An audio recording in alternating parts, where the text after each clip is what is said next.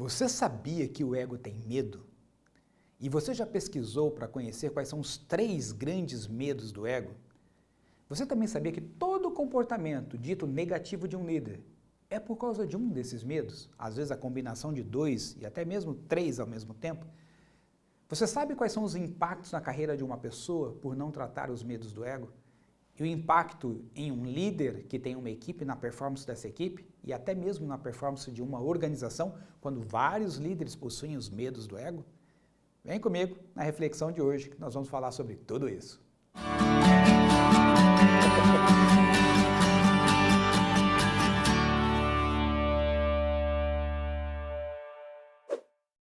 Os 3 medos do ego começam já na primeira infância. O primeiro medo é o medo de não ter o suficiente. Esse medo faz com que a pessoa tenha medo de ser punida, faz com que a pessoa então queira controlar tudo em sua vida. Se você já teve aquele chefe centralizador, que tudo tem que passar por ele quer ver, ele quer assinar. Olha, antes de mandar aquele e-mail, passa para mim para eu dar uma verificada. Fulano, olha, antes de passar o gráfico para aquela outra área, deixa eu ver como é que ficou. Aquela pessoa que está acompanhando tudo, onde é que você está, o que você está fazendo, o quanto já andou. Pois bem, provavelmente esse tipo de comportamento vem do medo de que algo pode dar errado. E se der errado, eu vou me ferrar. Ou seja, eu serei punido, serei privado de ter algum benefício. Então, o medo de perder, o medo de não ter o suficiente, o medo de ser punido, é um medo essencial do ego, que surge, como eu falei, principalmente ali na primeira fase da infância, onde as crianças, às vezes, são privadas de algo porque se comportaram de uma forma inadequada. O segundo medo do ego é o medo da aceitação, o medo de não ser aceito o suficiente, de não ser amado o suficiente. Geralmente aquelas crianças que se sentiram abandonadas, porque às vezes os pais se separaram, às vezes é um filho adotivo, às vezes porque os pais tinham uma personalidade, serem muito distantes, pessoas muito introvertidas, que não interagiam tanto com a criança, não brincavam com ela, não fazia a criança se sentir amada, especial. Então o que a criança faz?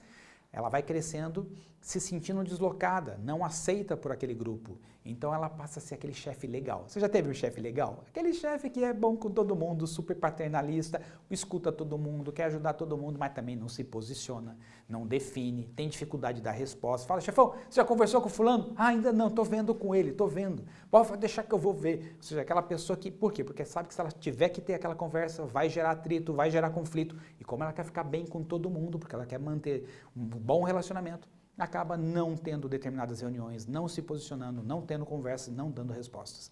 O terceiro medo do ego é o medo de não ser capaz o suficiente, ou seja, geralmente ali naquela fase da infância, onde a criança começa a mostrar a sua capacidade, subir num lugar mais alto, fazer a flor mais bonita, se vestir melhor, então ele ou ela pode desenvolver essa deficiência no ego, ou seja, esse medo do ego, por causa de se sentir menos, se sentir comparado, se sentir inferiorizado, se sentir humilhado em relação a outras crianças. E com base nisso, inconscientemente desenvolve um senso de vingança, onde quer ser o melhor, o primeiro, o mais rápido, o mais forte, o mais inteligente, o mais capaz, aquele que fez o único curso, enfim. Quando o medo do ego é esse medo de não ser capaz o suficiente, a pessoa tem uma dificuldade tremenda de trabalhar em parceria com outras pessoas, porque é sempre ela que faz o melhor, foi ela que fez a maior parte, sem ela não teria acontecido. Sabe aquele líder que fala assim, ó, se eu não tivesse ligado para o cliente, ele não tinha fechado, porque se eu não tivesse no último dia do mês saído a campo, não tinha batido a meta, porque se eu não tivesse feito tal coisa, não tinha acontecido. O cara pensa mais ou menos o seguinte, eu quero saber o que vai acontecer com essa empresa no dia que eu não estiver mais aqui, porque no dia que eu não estiver mais aqui, isso aqui vai fechar as portas, ou seja, eu sou insubstituível, eu sou um semideus. Eu sou o cara que faz toda a diferença. Então, geralmente, uma pessoa que tem esse comportamento acaba se tornando narcisista e se distanciando do resto da equipe, não fazendo com que as pessoas se sintam participando das conquistas. Isso é um problema para a organização. Agora, vamos analisar o seguinte. Você trabalhar com um superior que tenha um desses medos já é um problema. 2 juntos, mais ainda. 3. Que cada hora, dependendo com quem ele está, onde ele está, surge um desses medos diferentes. Acaba ficando bastante chato. Então, o primeiro grande passo é nós identificarmos quais desses 3 medos estão presentes em nós, ou qual deles está presente. Eu diria para você, pela minha experiência, pelo menos na minha própria vida, que os 3 estiveram presentes na minha vida, e a partir daí precisamos passar por um processo de autocura, ou seja, a gente precisa olhar para isso, às vezes fazer terapia, às vezes buscar um programa de autoconhecimento e autodesenvolvimento. Por isso que na formação em gestão contemporânea da Nortus, 2 dias são dedicados só à autoliderança E um passo formidável que mais gera impacto na vida das pessoas é elas conhecerem esses medos do ego e aprenderem a trabalhar isso nelas. E na formação em liderança contemporânea nós temos 3 dias dedicados somente a isso. Por quê? Porque isso impacta demais. Um líder com esses medos gera um nível de insatisfação muito grande na equipe, além de dificultar o seu relacionamento e a sua assertividade como líder.